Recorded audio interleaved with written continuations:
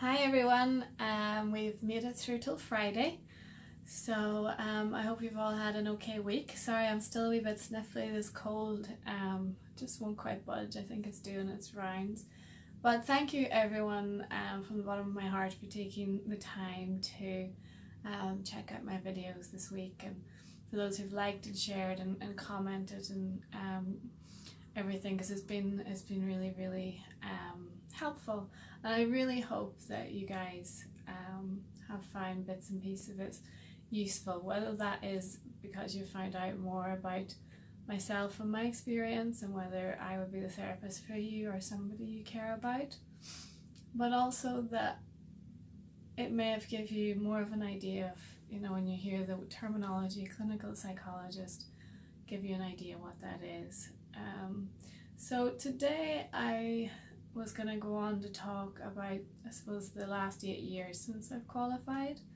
So I've kind of given you a pretty much whistle stop tour of the first, let's think, 18 till 30, so kind of 13 years, sorry, of my career, and then there's obviously the past 8 years as well. So yes, what happened was I went on to really specialise in providing psychological therapy. So that's the kind of first stepping stone. Before then, I've made the decision to specialise in online therapy. There was one real turning point during my doctorate that just changed this for me and brought me on this path, was that I had two supervisors in my adult mental health placement, and do you know when you have a teacher or somebody who just kind of spurs your passion on about a topic or a subject at school? Well, that's what they did for me. One of them worked in a psychodynamic psychotherapy model, and the other one used a lot of integrative psychological models. So sorry, I'm a little bit out of breath with this cold today. I think it's kind of gone to my chest a little bit. But schema focused therapy, mindfulness, and psychodynamic therapy as well. And from then on I was hooked, really. And the experience that I had working with the variety of people that I then got to work with over the years that followed, and the amount that I learned from these people coming to see me to talk about their life experiences and the things that they had been through and needed help with, and me being able to use all of the stuff that I was being taught, had been taught, to bring all of that together was really, what made me so passionate about continuing to specialise, particularly in providing psychological therapy. So when I qualified, I did have a part-time job for a little while working in that field in Leeds, and then 8 years ago I actually moved back home to Northern Ireland due to family reasons, a whole host of different reasons that brought me home. And I took a wee break off, a bit of time away from work for a while. In the meantime, I'd actually had a back injury, which resulted in me changing in a lot of ways, like any life experiences do for us, the way we look at the world. And from then on, I've went on to develop widespread chronic pain, and really have developed a disability from that.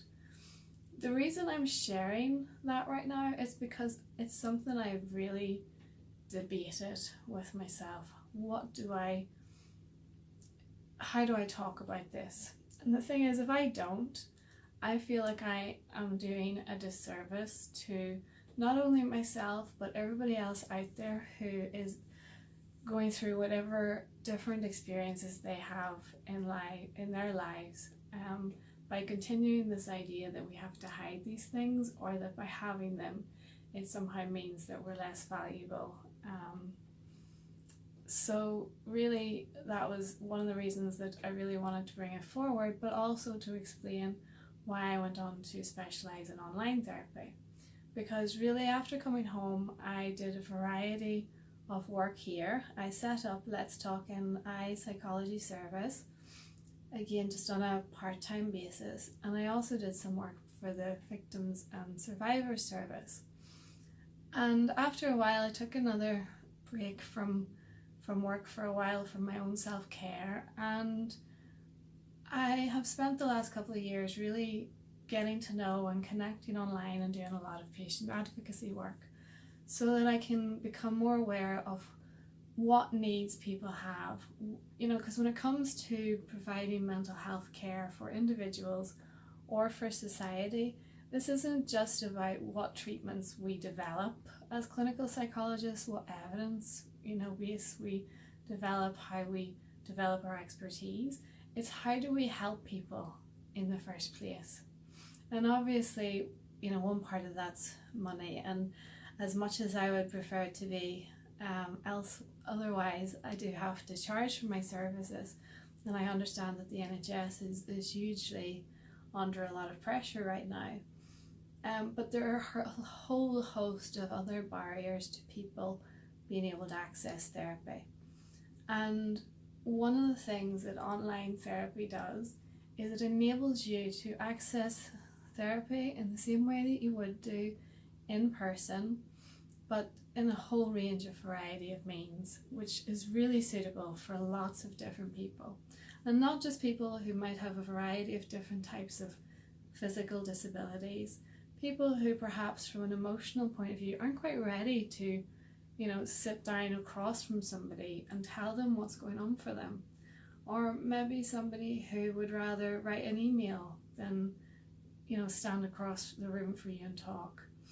Again, that can be helpful for people who are deaf, where they can write to you and you can write back, and you can have support in that way. I've also found, since I've really got engaged in this way of working, is that, for example, it gives a lot more flexibility. So I do some work in the evenings and weekends as well, because I don't have to rent out a facility or a clinic room.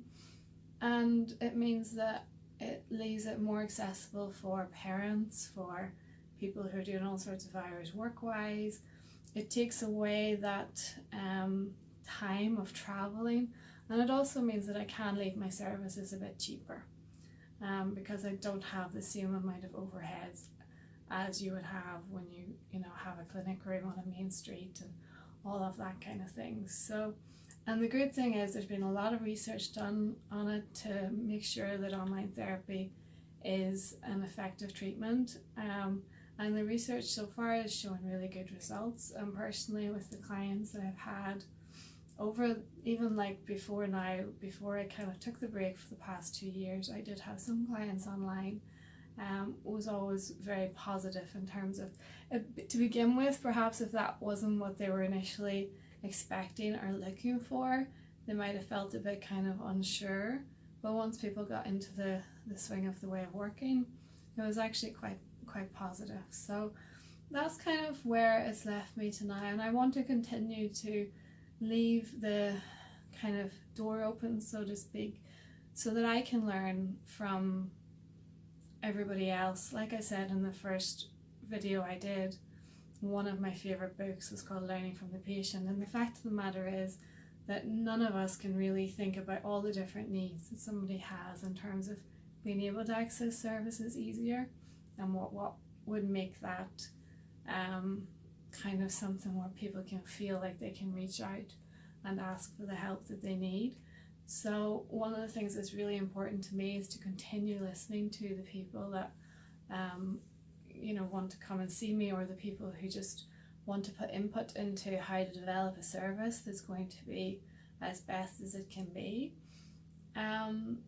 So yeah, that gives you a little bit of insight into why I've ended up wanting to specialise in online therapy and the way I want to work. So in online therapy, you can either have it through video chat, you can have it through telephone, you can have it through email, or you can have it through instant messaging. At the moment, I am only providing it through video chat and telephone, as I really want to complete more of the studies that I'm doing to make sure that I know everything I need to know in order to transfer my skills into email and instant messaging. But in the new year, I'm going to be expanding that on out in order to take care of myself. I won't be taking on a huge caseload, but I hope to be able to, be there and help as many people as possible, and even perhaps influence other psychologists and therapists to think about how they can improve accessibility of their services too. So there you go. As usual, please leave any comments below. I'm going to do a Q&A live tomorrow, which will be my first one, so forgive me in advance if there's any technological problems, but I'll be setting up an event for it this evening, and you can check in at 4 o'clock to watch that. And if you're not able to make it and you do have any questions you would like me to answer in the Q&A, again, you can pop them in the comments if you don't mind other people seeing them, or just send me a private message here on Messenger either, and I will anonymously kind of answer that question to the best of my ability tomorrow. The live will last probably around 20 minutes, and yeah, so I'll set up that event later, and if you're about, why not come along? So I hope you've got lots of self-care set up for yourselves over the weekend, if you do have some time available, and I'll check back in with you tomorrow. Alright, take care guys, bye bye.